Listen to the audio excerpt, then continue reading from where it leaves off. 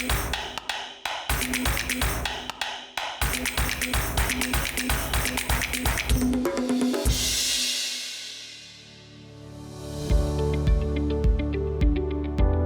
drabi nitkellmu fuq l-effett li l-Ingliżi ħallew fuq il-sinna u ninsew li ħafna Ingliżi f'pajjiżna adottaw xi kelmiet huma wkoll. Minkejja li dawn jgħoddu l-waħdiet, xorta huma ta' interess għal-lingwisti u għalhekk iltqajna ma' Dr. Michael Spanjol sabiex nitkixfu aktar fuq il-Maltiżmi fl-Ingliż.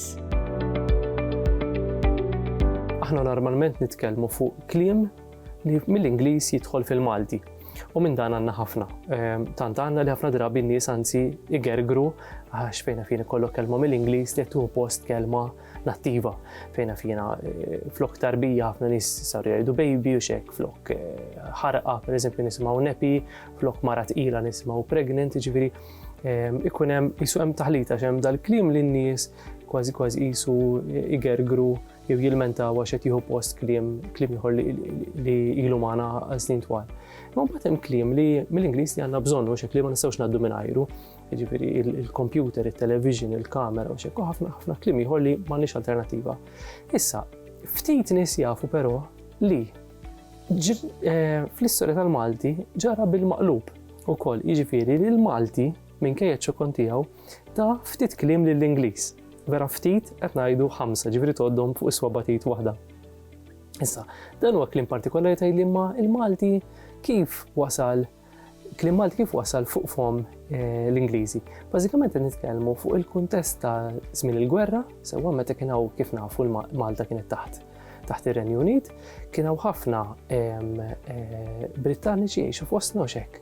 U daw kultant kienu jaqbtu xi kelma mill-Maltin. Issa, ħafna minnhom huma marbutin mal-kultura tagħna.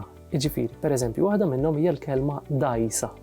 Li l-dizzjonarju jiddeskrivija bħala dajsa isa gondola li tintuża hawn Malta. U li hemm interessanti huwa li adattawha għall-kitba bl-Ingliż, jiġifieri siba miktuba ħanispellihom bl-Ingliż għax la darba daħlet fl-Ingliż qed ngħidu kelma Ingliża hawnhekk.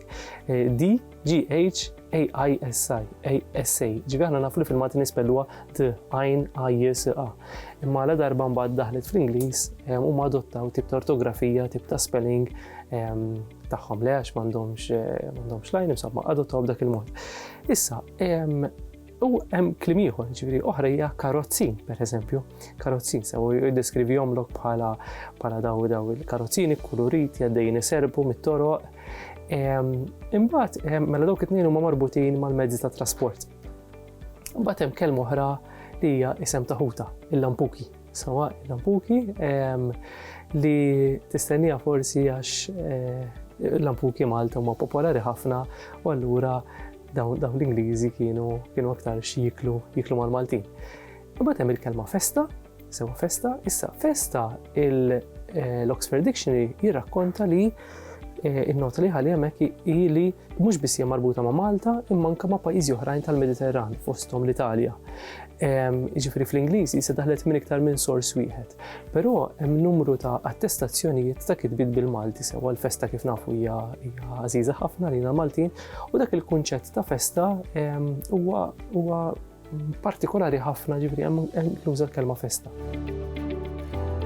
L-aħħar kelma hija tassew interessanti, hija l-kelma spiċċard. U dak li kummet irejt tgħid x'il-marelli. Bażikament jgħidlek it-tifsira tagħha hija li xi ħaġa nqerdet, ma baqgħetx operattiva, ma baqgħetx taħdem. U jispjegalek li ġejja mill-verb spiċċa. Jiġifieri jien nimmaġina, issa din immaġinazzjoni tiegħi sewwa li kienu jkunu fi żmien il-gwerra jaraw fejna fina xi ajruplan li jolqtuh jeqirduh u jgħidu spiċċa, spiċċut.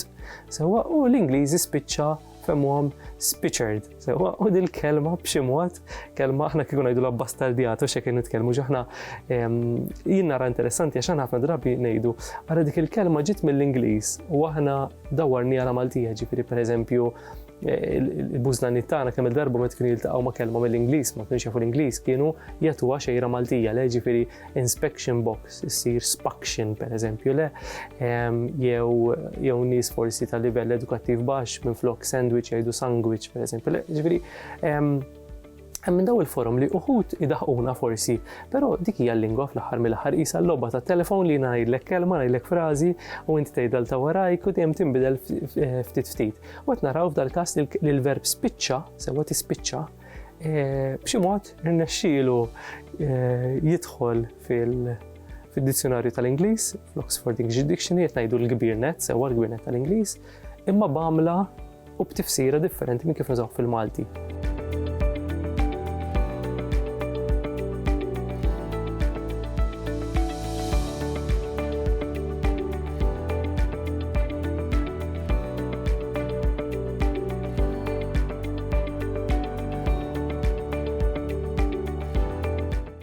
Il-Sinna jixtieq jirringrazzja lill-Aġenzija Nazzjonali tal-Litterizmu, lill-Ministeru għall-Edukazzjoni u x-Xogħol, lill-Kunsill Nazzjonali tal-Ilsien Malti u lid-Dipartiment tal-Malti fil-Fakultà tal-Arti l-Università.